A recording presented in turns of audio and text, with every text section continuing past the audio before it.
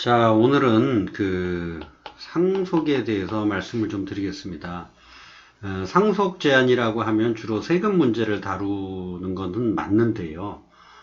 사실 상속을 지금까지 진행하다 보면 진짜 어려운 부분은 뭐냐면, 상속을 하려는 어르신한테 이야기를 하면 생전에 그 돈 얘기를 해야 되니까, 잘못하다면 불효용이 떨어질 수도 있어요. 아직 멀쩡한데 상속 얘기한다고. 그걸 또 자식한테 얘기하다 보면 준비를 시킬 수가 없죠. 아버지한테 상속 이야기 했다가 불경죄에 괘씸죄까지 걸리면 아주 어려운 경우가 돼요. 그래서 보통의 경우 상속 준비를 못하고 가시는 경우가 태반이에요.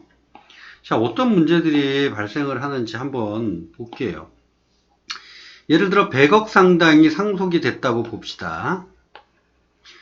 근데 전체를 현금으로만 하시는 분은 거의 없어요. 여기에 부동산이 있을 수 있고요. 또 기업체, 중소기업체 하시는 분들은 비상장 주식이 있어요. 현금의 경우에는 뭐 문제가 별로 없죠. 이 다음에 뭐 상속세 한 35억 내고 한 65억 갖고 나누시면 돼요.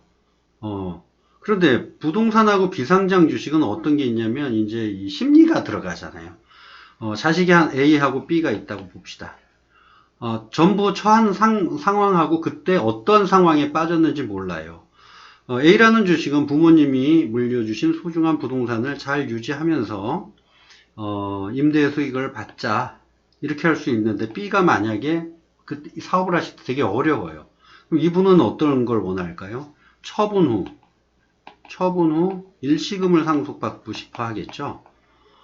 그런데 이분은 세금이 또 없어요. 세금 낼 돈이 이분은 있다고 치고 그럼 어떻게 돼요? 그 상속받은 재산을 또 처분하다 보면은 그 세금을 좀 더 내셔야 되고 그 다음에 더 중요한 건 뭐예요? 부동산 업자가 이런 물건만 노리시는 분들이 많아요. 그러다 보면 금매 처리하다 보면 100억짜리를 뭐 80억에 팔 수도 있고 또 세금 내고 그러다 보면 100억을 상속받았는데 반도 못 건지는 경우도 많아요. 비상장 주식 같은 경우도 마찬가지죠. 이래서 경영권을 상실한 게 뭐 인터넷 찾아보면 많겠지만 37, 777, 그 다음에 농우바이오 뭐 이런 우량 기업들의 경영권이 날아가는 경우가 발생을 해요. 그래서 뭐 그 큰 그룹사들은 그 전에 뭐 상속에 대해서 막 준비들을 하고 그러잖아요. 돈으로 보면 어떤 문제가 있냐면 이게 100억짜리를 물려주려면 그 현금으로도 50억을 더 남겨줘야 이 100억짜리 건물이 유지가 돼요.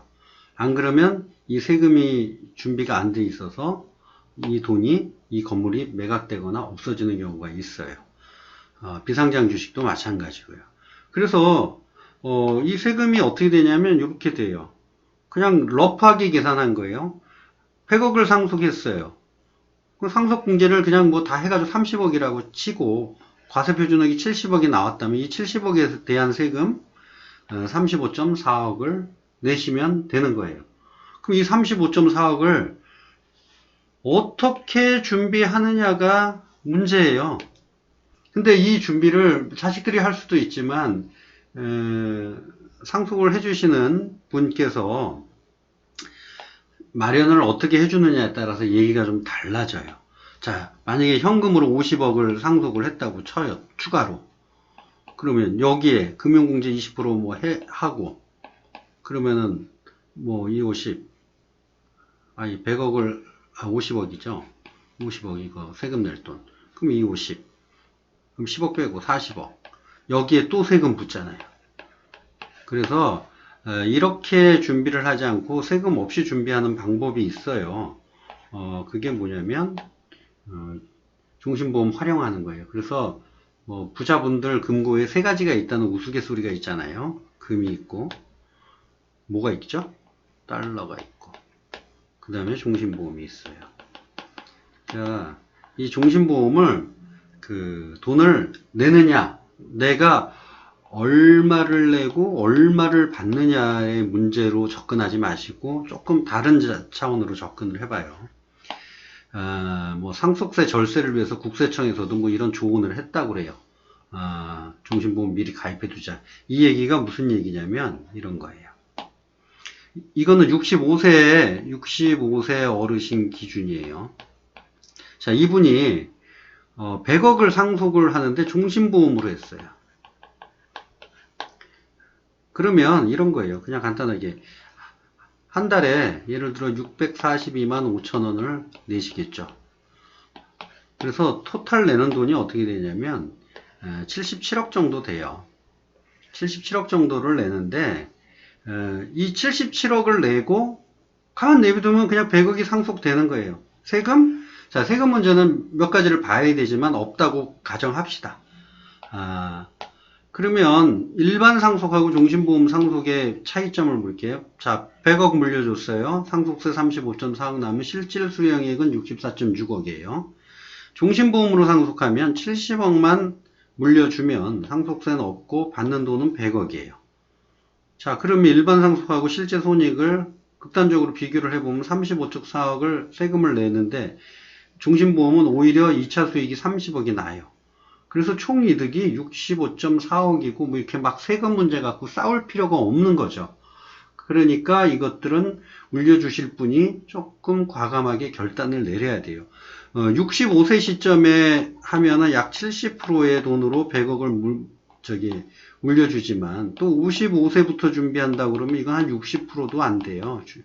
실질적으로 100억에 60억만 준비해 놓으면 100억이 되는 거고 뭐 그럴 일은 없겠지만 45세부터 준비하면 뭐 한 50%만 내면 되죠. 이게 뭐냐면 종신보험의 해약환급금의 예정 이율 때문에 그런 거예요. 그래서 이렇게 종신보험을 활용해 가지고 하면 되는데 이제 사망보험금의 그 세금 부분을 잘 봐야 돼요. 계약자하고 수익자가 같으면 상속세가 없게 되는 거예요. 자녀도 마찬가지예요. 단 만약에 경제력이 없는 자녀가 이렇게 가입을 하게 되면 증여 부분은 있어요. 그래서 증여를 하지만 경제력이 있는 부분이 부모님 보험을 들어놓으면 상속세는 없게 돼요. 이건 보험업법에 있어요. 그래서 그 내용에 대한 동영상 잠깐만 볼게요.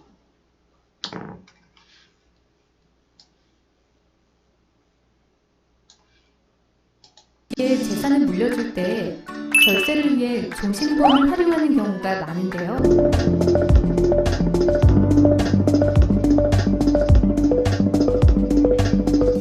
사망보험도 마찬가지로 첫 번째 계약에서는 계약자 수익자가 동일하고 피보험자가 부인이기 때문에 만약 부인이 사망을 했을 경우에 사망보험금을 남편이 받게 되는데요. 이런 경우에는 남편이 보험료를 내고 보험금을 받았기 때문에 세금 문제는 없고 만약에 수익자가 자녀가 된다면 세 번째 케이스에서 증여 문제가 발생을 하겠죠. 그리고 두 번째 케이스에서는 계약자하고 피보험자가 동일하기 때문에 사망보험금에 대해서는 상속재산으로 봐서 세금을 내야 하고요.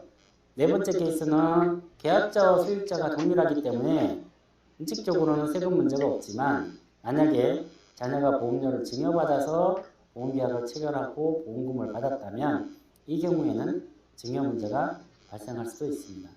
이처럼 보험금에 대해서는 계약자, 수익자의 관계에 따라서 세금 문제가 발생할 수 있기 때문에 이러한 부분을 잘 판단을 해서 가능하면 세금이 발생하지 않도록 계약관계를 잘 설정을 한다면 또한 보험을 통해서 상속세와 증여세를 결세할 수 있는 방법을 찾아볼 수도 있습니다.